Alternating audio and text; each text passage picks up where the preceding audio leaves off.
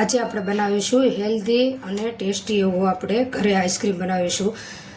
Milk powder છે, મધ છે, કોકો પાવડર છે, ખજૂર છે, પિસ્તા છે, કાજુ બદામ છે અને આ મેં લીધા છે મખાનાને ઘીમાં શેકી લીધા છે અને એનો પાવડર કરી લીધો છે અને ચોકલેટ છે.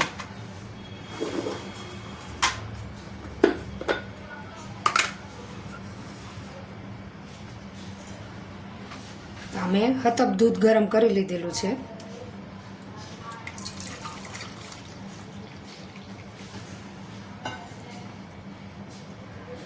એમાં 8-10 આ કાજુ નાખશું, બદામ છે,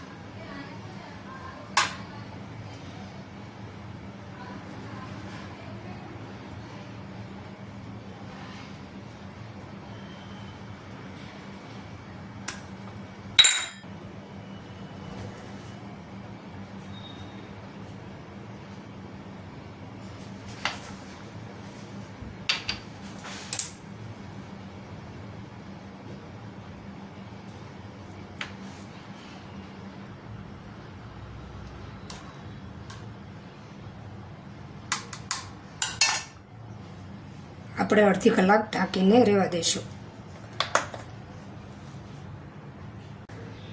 હવે આપણે અડધો કલાક પલાળી રાખ્યા હતા કાજુ બદામ ને બધું દૂધમાં, ગરમ દૂધમાં. એ સરસ એવું પલળી ગયું છે. જો તમે જોઈ શકો છો. હવે આપણે મિક્સી જાર લઈશું, એમાં બધું ટ્રાન્સફર કરી દઈશું.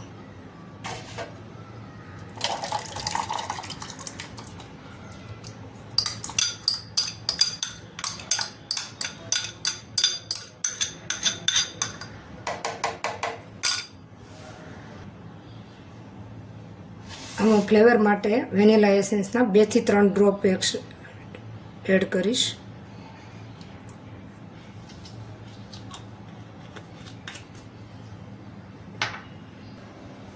હવે આપણે મિક્સી જારમાં લઈ લીધું છે ને ગ્રાઇન્ડ સારી રીતે કરી લઈશું.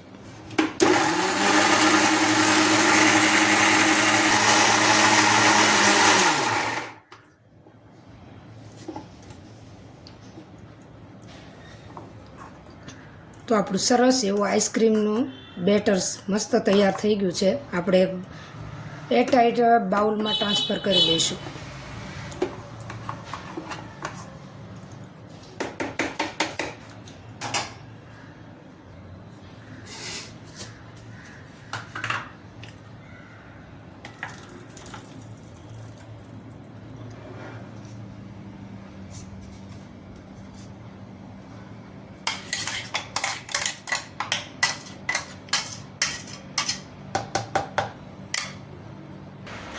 આપણે એનું એક બાઉલ રાખ્યું છે.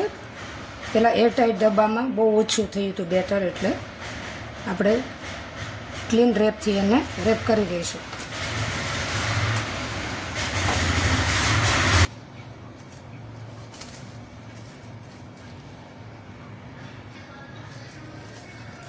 સોરી, આપણે કાજુ બદામ એડ કરવાના ભૂલાઈ ગયા. ઉપરથી કાજુ બદામ થોડાક એડ કરી દઈશું.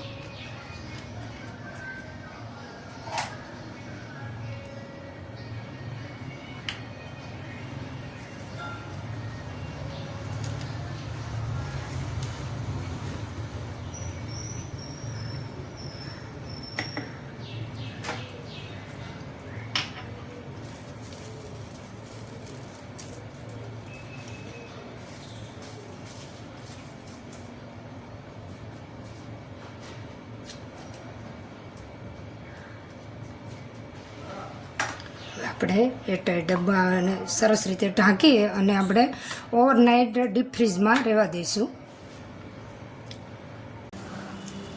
તો આપણો હવે આઈસ્ક્રીમ આપણે ઓવરનાઇટ રાખ્યો હતો એ સરસ થઈ ગયો છે, જોઈ લઈએ આપણે.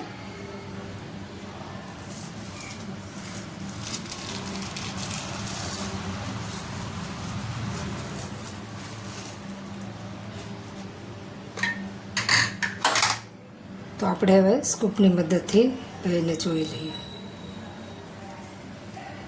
વાવ ફ્રેન્ડ, ખૂબ જ સરસ એવો આપણો આઈસ્ક્રીમ બની ગયો છે.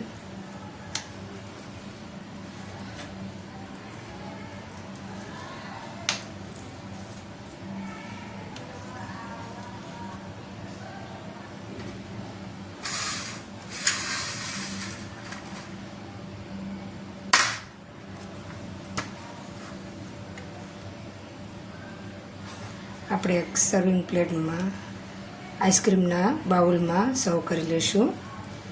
વાવ, એકદમ સ્મૂથ અને ટેસ્ટી એવો આપણો આઈસ્ક્રીમ બનીને તૈયાર થઈ ગયો છે.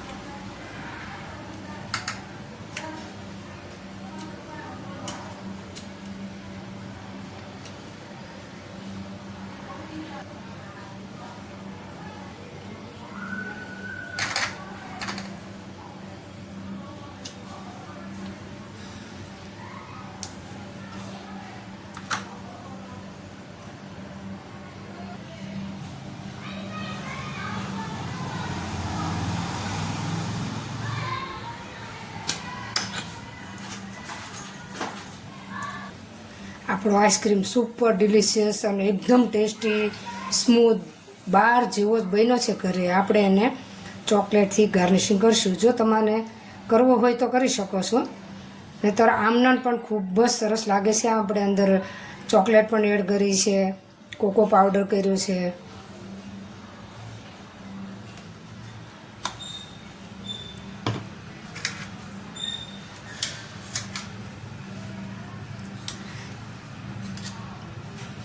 તમે જોઈ શકો છો, જો એકદમ સ્મૂથ.